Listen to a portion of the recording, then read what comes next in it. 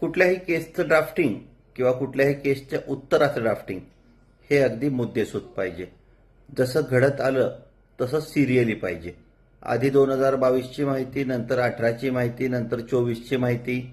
ही माहिती जरी तुम्हाला वाचताना योग्य वाटत असेल किंवा त्यामध्ये काही चुका दिसत नसतील, तर हे तुम्ही लक्षात घेतलं पाहिजे की जे हे माहिती वाचणार आहेत ते मान्य न्यायालय तुमच्या घरचं नाही. त्या मान्य न्यायालयाला सिरियलने वाचलं किंवा सिरियलनुसार कळालं तरच समजेल. त्यामुळे तुमचं लग्न 2015, 16, 17 साली झालंय, तर ते लग्न कसं ठरलं इथपासून ते आतापर्यंत काय काय घडलं हे थोडक्यात तुमच्या केसमध्ये आलं पाहिजे.